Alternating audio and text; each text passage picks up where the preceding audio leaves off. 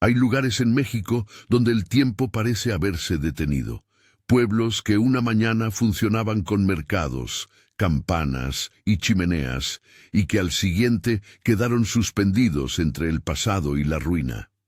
Algunos fueron devorados por la naturaleza, otros sacrificados por proyectos considerados progreso y otros más erosionados por el abandono económico y la violencia. Esta es la historia documentada de 6 de esos pueblos fantasma, piezas de un rompecabezas que nos obliga a mirar el costo humano detrás de obras, de minas y de decisiones políticas. En un mapa mental del país, estas páginas en blanco se sitúan en diferentes regiones. El Michoacán, donde emergió un volcán en un campo de cultivo. El norte minero con puentes colgantes que conectan al olvido. Una presa cuyo embalse apagó una comunidad entera. Un pueblo sagrado para los Wixárika que conserva túneles y rituales. Una villa que sufrió la quiebra y el aislamiento. Y una comunidad minera, donde la devoción y la muerte convergen en procesiones. Veremos coordenadas aproximadas y fuentes cuando la documentación lo permite. Antes de comenzar, si este tipo de relatos documentados te interesa, suscríbete para más exploraciones históricas. Imagínese un campesino arando. La tierra vibra, un crujido, un olor a azufre, y de pronto la tierra se abre en un cono de fuego. Paricutín, Michoacán, aproxen 1949 de ON, 102.25 de W. En la mañana del 20 de febrero de 1943, la vida cotidiana cambió de manera irreversible. Documentado. Dionisio Pulido, testigo, 20 Feb. 1943. En sus propias palabras, recogidas por cronistas contemporáneos, nadie imaginó que lo que comenzó como un pequeño bulto de ceniza terminaría transformándose en el volcán que arrasó campos y cambió la geografía humana de la región. El auge del área no fue industrial, sino agrícola y religioso. Campesinos, ranchos y la parroquia de San Juan Parangaricutiro conformaban el tejido social que el volcán puso en riesgo. La erupción del Paricutín duró un periodo poco común en la historia moderna. Documentado que la actividad eruptiva alcanzó una duración total de 9 años, 11 días y 10 horas. A pesar de la violencia geológica, los registros oficiales y testimonios de la época señalan que no hubo víctimas humanas directas por la lava. La evacuación fue temprana y masiva, y esa organización salvó vidas. Testimonio incluido en los archivos recoge la voz de Francisco Lázaro, quien describió la sucesión de explosiones y la lluvia de ceniza que cubrió techos y caminos. Lo que hoy atrae miradas y fotografías no son paisajes de muerte, sino imágenes casi teatrales. La torre de la iglesia de San Juan, asomando como islote de adobe y piedra entre coladas de lava oscura, campos que se detuvieron en 1943 y que conservan huellas de surcos y cercas petrificadas. Documentado por geólogos y reporteros de la época, este conjunto de imágenes fue fotográfico y narrativo. Existe una abundante prensa contemporánea y colecciones de imágenes en archivos regionales y nacionales que certifican las fechas y la cronología de la erupción. Reflexión. Paricutín es un testimonio de cómo la naturaleza puede crear y borrar en tiempos humanos, y de cómo la memoria colectiva, fotos, testimonios, ruinas, se convierte en la única resistencia frente a ese borrado. De la furia del fuego saltamos a las grietas del subsuelo, donde la codicia y sus límites físicos ordenaron la vida de un pueblo. Ojuela, en el norte de México, coordenadas aproximadas, indefinido en fuentes primarias, ver nota de producción, fue durante décadas sinónimo de plata y de un paisaje tallado por galerías y chimeneas. El pueblo surgió alrededor de un yacimiento que impulsó la llegada de trabajadores, técnicos y comerciantes. Su época de máximo apogeo lo puso en el mapa económico de la región. Documentado. registros mineros y periódicos regionales consignan la actividad hasta mediados del siglo XX. El detonante de su declive fue el agua que sube desde abajo. La inundación del manto freático obligó a cesar labores y dejó galerías sumergidas. La producción comercial decreció hasta cerrar buena parte de la explotación. En 1946, algunos frentes mineros se abandonaron definitivamente por ese problema hidrogeológico. Entre las huellas más visibles queda el antiguo puente colgante de Ojuela, que llegó a medir 315 metros en su tramo principal. Una estructura que hoy funciona como símbolo y que fue intervenida para restauración en 1992. Documentado. Registros de restauración y fotos del puente antes y después certifican su existencia y dimensiones. El puente es, en cierto sentido, la metáfora del paso entre pasado y presente. Al cruzarlo, se camina sobre memorias de trabajo, peligros y técnicas que ahora forman parte de visitas turísticas sostenibles si se realizan con respeto y seguridad. Las fotografías de época, planos mineros y archivos del catastro regional son las evidencias materiales que sostienen la narrativa de Ojuela. Reflexión. La extracción de recursos no solo vacía el subsuelo de minerales, muchas veces vacía también el presente social, dejando infraestructuras que sobreviven sin su pueblo. Más hacia el centro, en un valle destinado a otra clase de sacrificio, se encuentra Guerrero Viejo. Aquí la desaparición fue deliberada, documentado en archivos oficiales, tratados y cronologías. El proceso que llevó al hundimiento de este pueblo obedeció a decisiones políticas y a un proyecto hidráulico pensado a escala regional. Las fechas que figuran en documentos son precisas y contundentes. Hay registros de un tratado fechado en 1944. El inicio de la obra se consignó el 15 de diciembre de 1950. Las compuertas fueron colocadas el 29 de diciembre de 1952 y el embalse comenzó su llenado el 25 de agosto de 1953. Todos estos hitos están asentados en actas de la obra y en expedientes técnicos. El resultado fue previsible y dramático.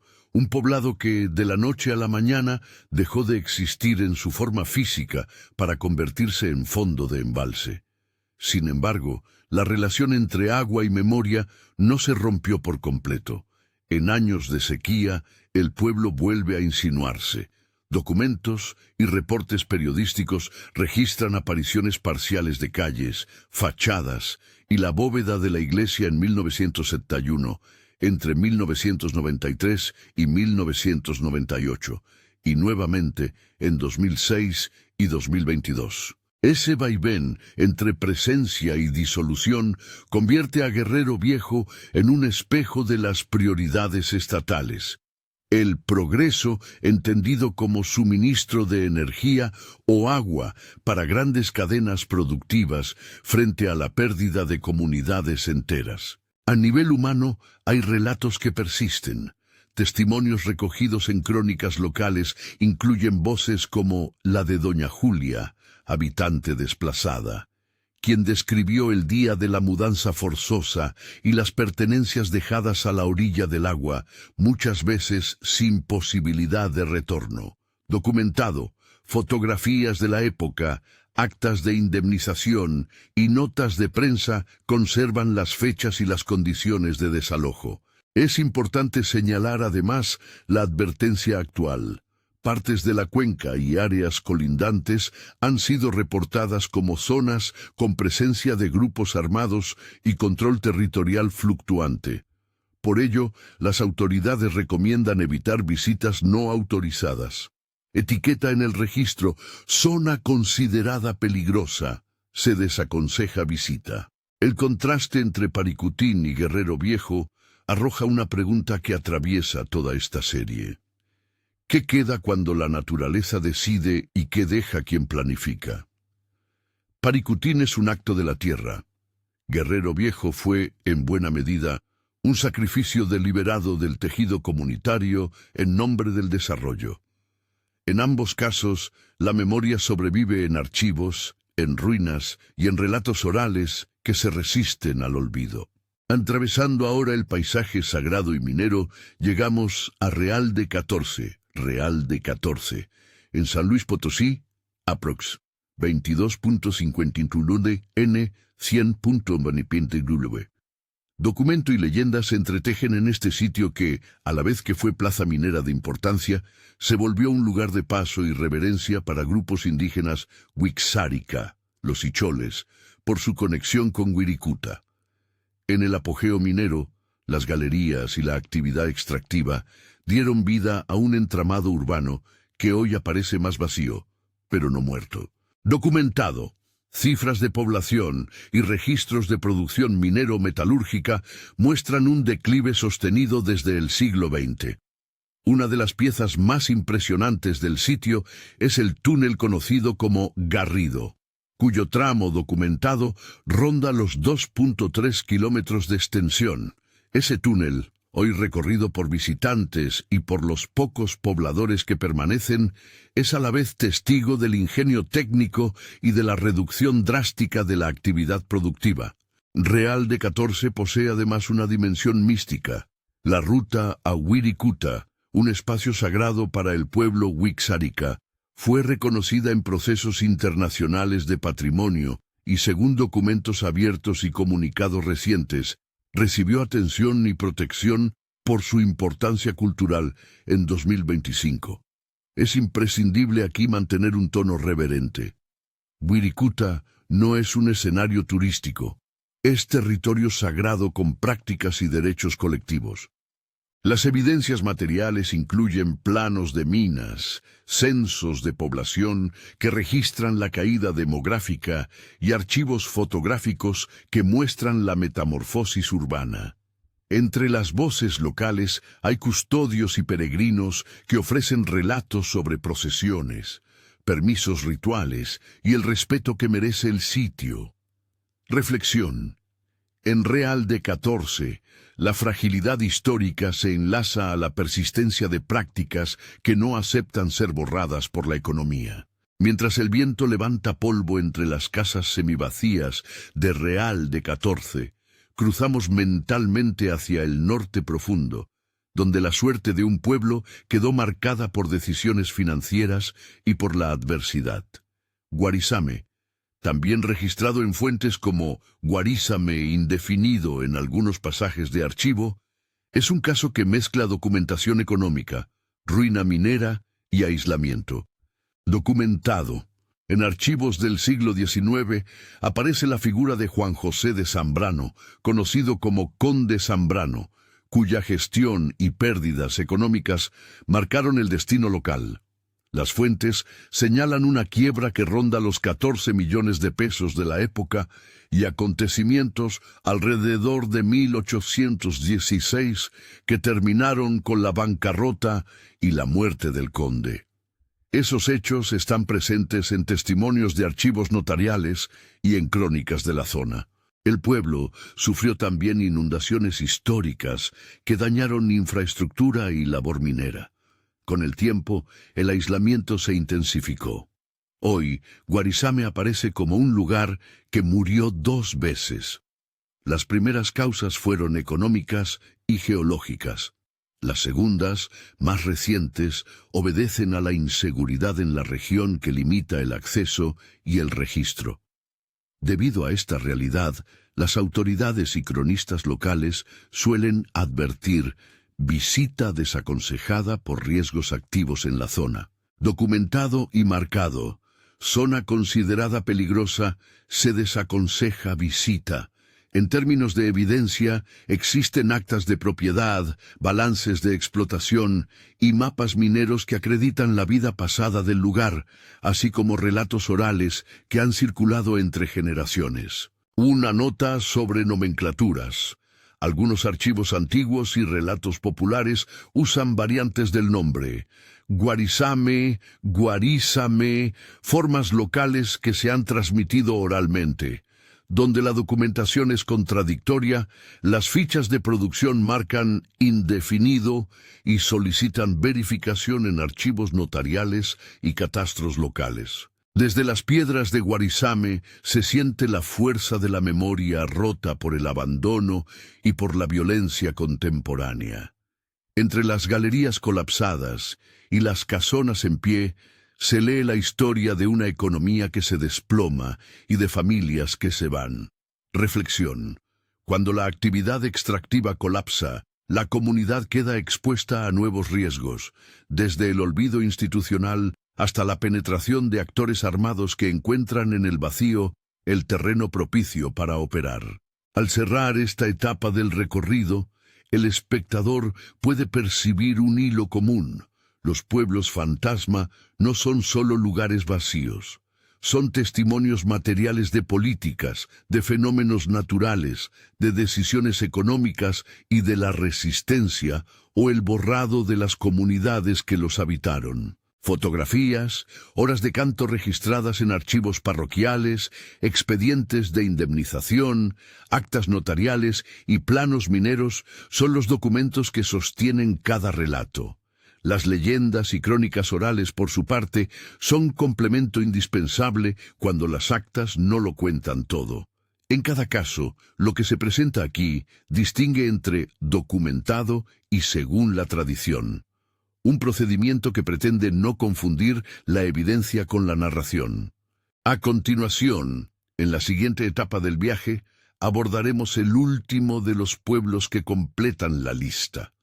Una comunidad minera donde la devoción, la muerte y la memoria se entrelazan en procesiones que aún reúnen a peregrinos. Un sitio cuya relación con prácticas devocionales ha sido objeto de estudio y controversia académica y cuyos registros de arte sacro y procesiones están documentados por el Instituto Nacional de Antropología e Historia y Crónicas Locales. Antes de avanzar, es necesario recordar una vez más la advertencia central. Algunos de estos lugares se encuentran en áreas con riesgo real de seguridad. La divulgación aquí busca preservar la memoria, no fomentar visitas que pongan en peligro a las personas. San Pantaleón aparece al inicio como una silueta de campanas apagadas, una iglesia de ladrillo erosionado, calles que se angostan y casonas con fachadas que oyen el viento donde antes resonaban pasos. Coordenadas aproximadas. Indefinido en archivos públicos. Registrado en crónicas regionales como un núcleo minero de importancia local desde finales del siglo XIX. Documentado. Registros del Instituto Nacional de Antropología e Historia, INAH, y archivos parroquiales conservan inventarios de bienes de la Iglesia y anotaciones de procesiones que prueban una vida comunitaria intensa hasta bien entrado el siglo XX. El auge de San Pantaleón estuvo ligado a la explotación de vetas de plata y otros menas que alentaron la llegada de familias, comerciantes y talleres. Los censos de la región, según registros municipales digitalizados, muestran un crecimiento sostenido durante las primeras décadas del siglo XX, aunque con señales tempranas de fragilidad económica cuando las leyendas de incas imposibles y galerías inundadas comenzaron a circular entre mineros. Documentado. Planos de minas y balances de producción conservados en archivos notariales y en el catastro regional atestiguan actividad hasta mediados del siglo XX. Esos documentos muestran cifras de producción que, aunque discretas frente a los grandes centros mineros nacionales, fueron suficientes para sostener una comunidad con escuelas, posadas y una vida parroquial vibrante. El declive de San Pantaleón fue multifactorial. Por un lado, la extracción agotó frentes y elevó los costos. Por otro, la demanda y la tecnología cambiaron. Hay registros de pleitos por concesiones, demandas de capital y cierres de bocaminas que precipitaron la migración de muchas familias hacia centros urbanos y otras zonas mineras. Documentado. Actas notariales sobre transferencias de concesiones, notas de prensa regionales y cédulas de cierre de explotación entre las décadas de 1940 y 1960. Mientras la economía se vaciaba, La religiosidad popular y las prácticas devocionales arraigadas en el pueblo adquirieron una nueva intensidad. Entre ellas, la figura de la Santa Muerte y la persistencia de cultos de devoción vinculados a trabajadores, caravanas y peregrinos suscitaron interés académico y mediático. Es imprescindible aquí diferenciar. Según la tradición local, hubo siempre una devoción particular hacia imágenes que protegían a los obreros y a los mineros en los trabajos peligrosos. Estas prácticas, recopiladas en relatos orales, incluyen plegarias en la boca de galerías y ofrendas en altares domésticos. Según documentos e inventarios del INAH, el templo de San Pantaleón conservaba piezas de arte sacro, cruces, retablos y tallas, registradas en inventarios institucionales que señalan su valor histórico y artístico. Documentado. Inventarios del INAH y actas parroquiales que detallan obras de arte y fechas de restauración. Pero la relación entre San Pantaleón y la figura de la Santa Muerte no puede contarse como un hecho único y cerrado. De nuevo, conviene marcar con rigor lo que es tradición y lo que aparece en archivos. Según la tradición local, se cuentan historias que vinculan la devoción a la Santa Muerte con episodios de protección a obreros en derrumbes o accidentes. Esas historias circularon entre cantinas, casas y familias. Documentos oficiales y estudios académicos recientes subrayan que la génesis y expansión del culto a la Santa Muerte es compleja y pluriforme, con múltiples centros de devoción en el país y sin un origen que pueda atribuirse a un solo pueblo o evento. Documentado. Trabajos de antropología religiosa y archivos notariales que discuten la diversidad de interpretaciones y la imposibilidad de atribuir un origen único a una devoción tan extendida y variada. A pesar de la complejidad, San Pantaleón mantuvo durante décadas una procesión anual que continuó reuniendo a fieles y a peregrinos de localidades cercanas.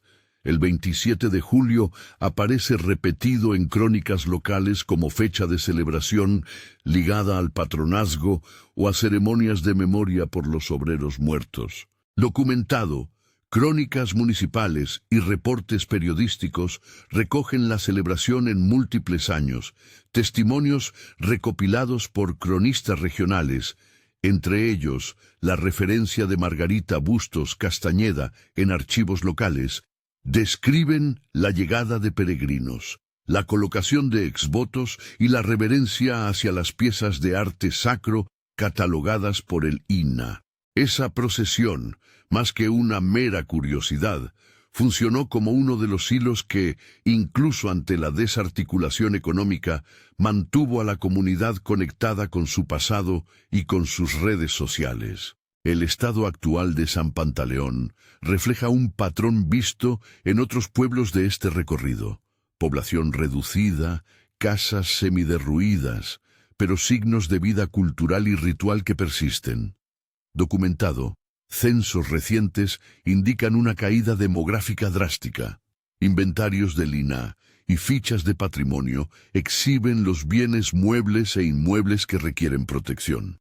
En algunos años, la procesión del 27 de julio atrajo nuevamente a antiguos vecinos y a visitantes interesados en la religiosidad popular.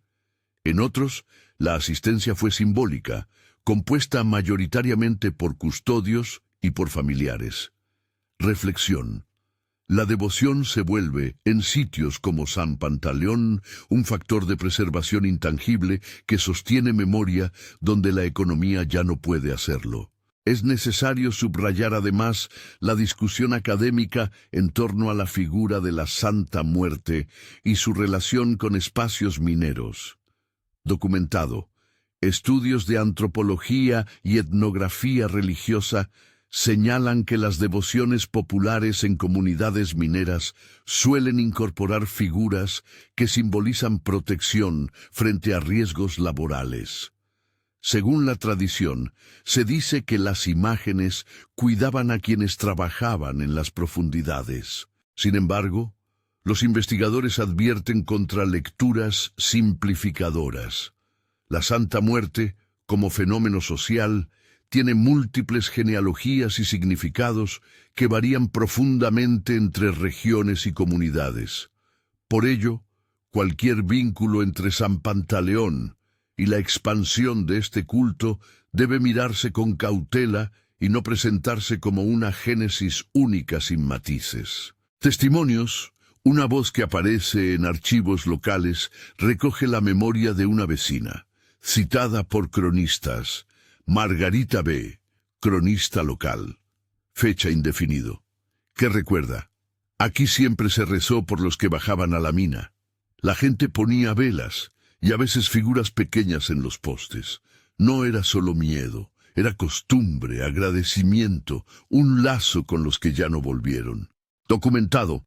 Crónicas locales y entrevistas recogidas por antropólogos corroboran esa práctica generalizada de ofrendas y plegarias ligadas al trabajo minero. Estado de conservación y riesgos.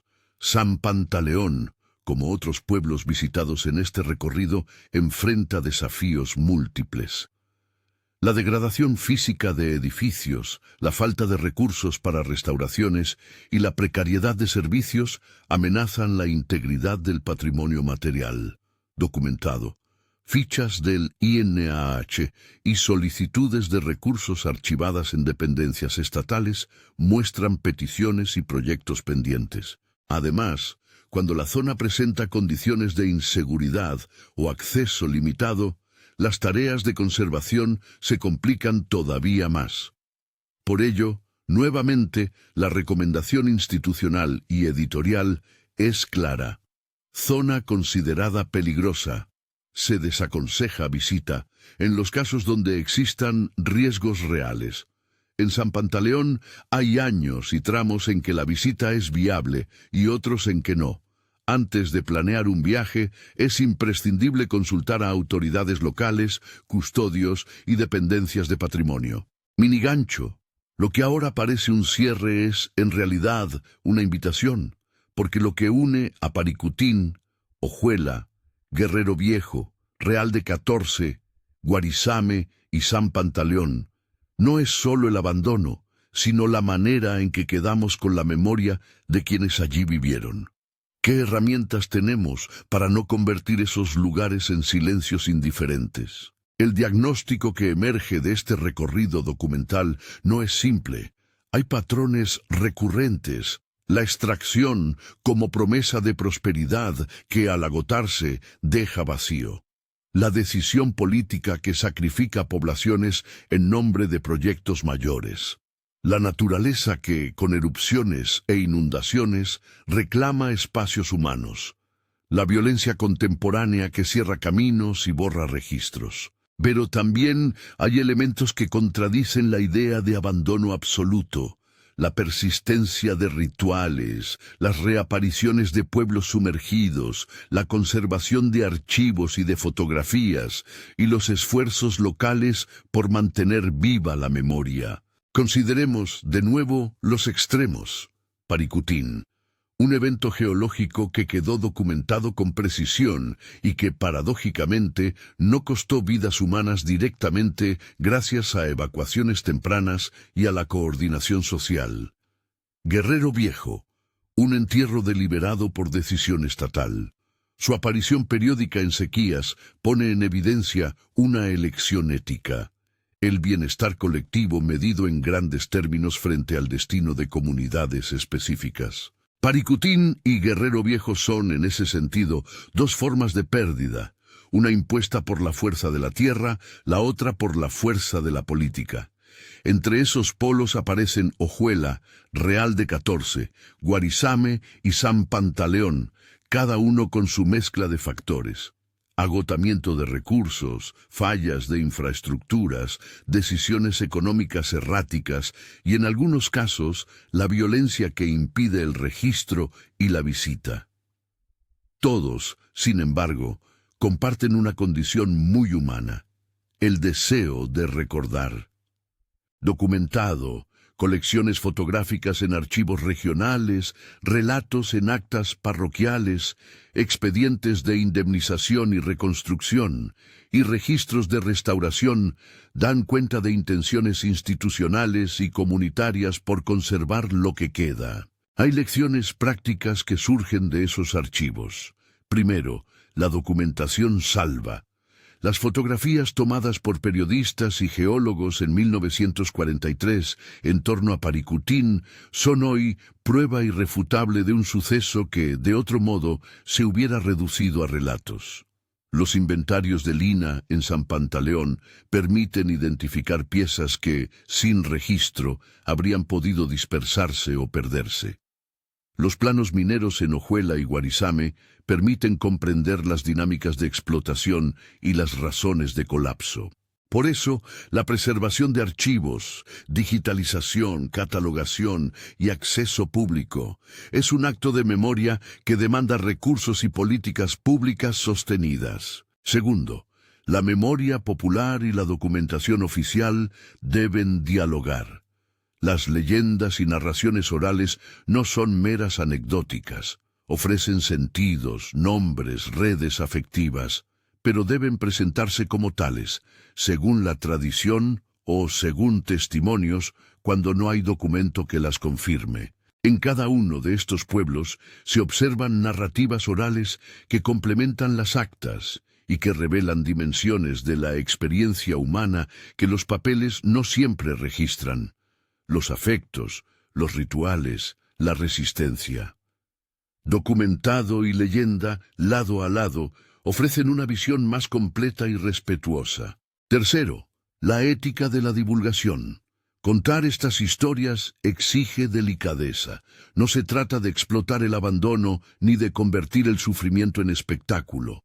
La voz documental debe mantener un tono de respeto y distancia crítica, reconocer el daño, nombrarlo con precisión y ofrecer alternativas. Cuando un lugar está bajo control de actores armados o presenta riesgos para los visitantes, la recomendación no es curiosear, sino documentar a distancia y apoyar iniciativas que protejan a las comunidades y a su patrimonio.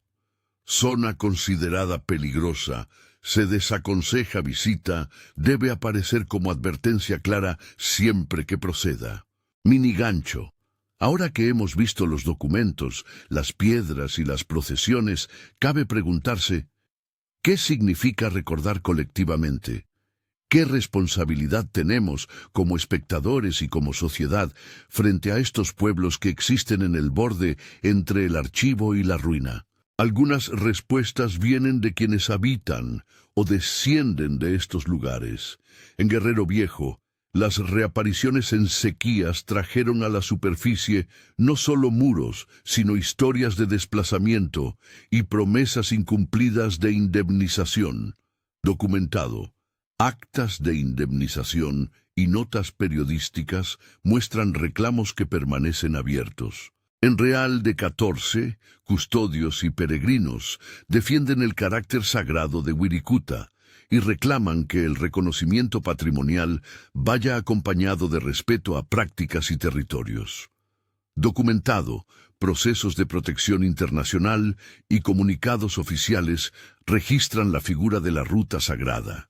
En Ojuela, la restauración del puente en 1992 se hizo con criterios que buscaban conservar un elemento simbólico que, además, posibilitó una narrativa turística sostenible. Sin embargo, esa restauración no reemplaza la ausencia de un tejido social que la minería vació. En Paricutín, la fotografía y la ciencia geológica se encargaron de documentar el fenómeno. Pero la memoria cotidiana quedó en manos de familias que reconstruyeron su vida en otros lugares. Hay iniciativas que merecen atención y apoyo. Proyectos de museografía local, digitalización de archivos parroquiales, programas de preservación de retablos y tallas, y registros orales que recogen testimonios de viejos vecinos, entretejen una red de resistencia frente al olvido.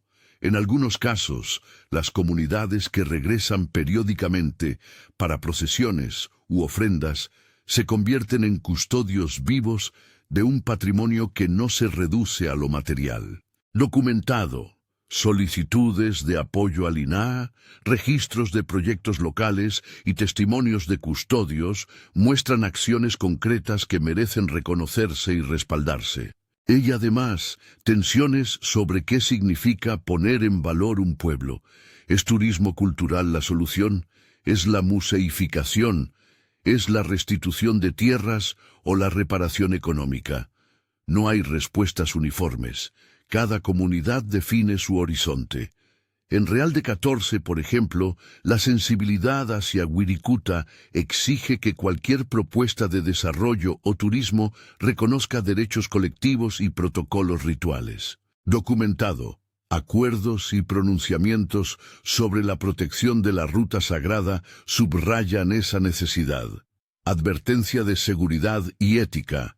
Algunos pueblos de esta serie, como Guarizame, enfrentan hoy condiciones de inseguridad que hacen imprudente cualquier visita sin la debida coordinación con autoridades y custodios. La circulación de historias y fotografías en redes sociales puede aumentar los riesgos para quienes viven aún en los alrededores, al atraer a visitantes no preparados o a actores interesados en la opacidad. Las recomendaciones son claras. No promover rutas a zonas peligrosas, priorizar la seguridad de las personas y la integridad del patrimonio, consultar fuentes oficiales y custodios antes de planear cualquier acercamiento. Clímax reflexivo. Después de recorrer 6 historias, Paricutín, Ojuela, Guerrero Viejo, Real de 14, Guarizame y San Pantaleón, surge una convicción inquietante y al mismo tiempo una posibilidad esperanzadora. La inquietud proviene de reconocer que el costo del progreso y del extractivismo a menudo se mide en términos que invisibilizan vidas, prácticas y memorias. La esperanza nace de ver que aún en el abandono existen manos que protegen fotografías, voces que recuerdan fechas y rituales que siguen reuniendo a comunidades en torno a un pasado compartido. ¿Qué podemos hacer, como espectadores, como ciudadanos, como posibles visitantes responsables? Algunas recomendaciones prácticas, basadas en lo documentado y en el respeto ético. Informarse antes de viajar, consultar archivos locales, dependencias de patrimonio cultural y censos. No confiar en relatos no verificados. Priorizar la consulta con custodios y autoridades locales. Muchas comunidades exigen protocolos y permisos, especialmente en territorios sagrados como la ruta a Wirikuta. Evitar zonas con aviso de riesgo. Cuando las autoridades o cronistas locales señalan peligros, atender esas advertencias. No fomentar turismo de curiosidad en áreas con control de actores armados. Apoyar iniciativas de preservación documental. Donar a archivos locales. Participar en campañas de digitalización o difusión responsable de fotografías y testimonios. Respetar prácticas religiosas y culturales. No fotografiar ceremonias sin permiso. No tocar objetos de valor sacro. Mostrar deferencia en espacios de culto. Difundir con criterio. Compartir historias verificadas y señalar claramente cuando algo es según la tradición o documentado. Cierre moral y memoria. Los pueblos fantasma que recorrimos no son museos inertes, son capítulos vivos de una historia nacional que incluye decisiones políticas, tragedias naturales y luchas por la supervivencia. Cada fotografía, cada acta, cada relato oral es una demanda de reconocimiento. Mantener vivos estos recuerdos no significa romantizar el abandono, sino honrar a quienes allí vivieron, trabajaron y amaron. En este punto del relato conviene regresar a una imagen poderosa. La torre de la iglesia de San Juan, emergiendo de la lava en Paricutín, como isla testigo. las calles sumergidas de Guerrero Viejo que reaparecen en sequías, el puente colgante de Ojuela que, restaurado, se transforma en un umbral entre pasado y presente, el túnel Garrido de Real de 14, que guarda ecos de rituales y de trabajo, las actas notariales que registran la bancarrota del conde Zambrano y el destino de Guarizame, los exvotos y retablos de San Pantaleón que siguen siendo devueltos a la vista de fieles y custodios. Esas imágenes juntas son la cartografía de lo que hemos perdido y también de lo que aún podemos preservar. Un último gesto de prudencia. Las narrativas que presentamos están construidas a partir de documentos, fotos de archivo, testimonios recogidos en crónicas y trabajos de investigadores. En cada caso donde existe tradición oral, hemos señalado la diferencia entre lo documentado y lo relatado por los locales. Si la documentación es incierta o contradictoria, las fichas técnicas que acompañan la producción marcan indefinido y recomiendan verificación en archivos notariales y catastros. Esa honestidad respecto a las fuentes es parte de la responsabilidad del relato. Para concluir, una invitación. Escucha estas historias no como un simple entretenimiento, sino como una obligación ética. Compartirlas con cuidado puede ayudar a que no se pierdan en el olvido. Por eso, si este recorrido te conmovió y crees que otras personas deberían conocerlo, comparte este video con respeto y cuéntanos en los comentarios cuál de los 6 pueblos te impactó más y por qué. Tu difusión puede contribuir a mantener viva la memoria colectiva y a fomentar iniciativas serias de preservación. Recordatorio final de seguridad. Muchos de los lugares mencionados aquí están en regiones que en ciertos momentos han presentado riesgos reales de seguridad. Antes de considerar cualquier visita, consulta fuentes oficiales y custodios locales. No promovemos viajes a zonas peligrosas ni el turismo sin permisos. Lo importante es preservar y respetar. Estas 6 historias, Paricutín, Ojuela, Guerrero Viejo, Real de 14, Guarizame y San Pantaleón, forman entre sí un mosaico sobre el precio humano de decisiones naturales, económicas y políticas. Si algo queda claro al cerrar este mapa de ruinas y procesiones es que la memoria no es un lujo. Es la única garantía de que las voces de quienes vivieron esos pueblos sigan siendo escuchadas. Que así sea.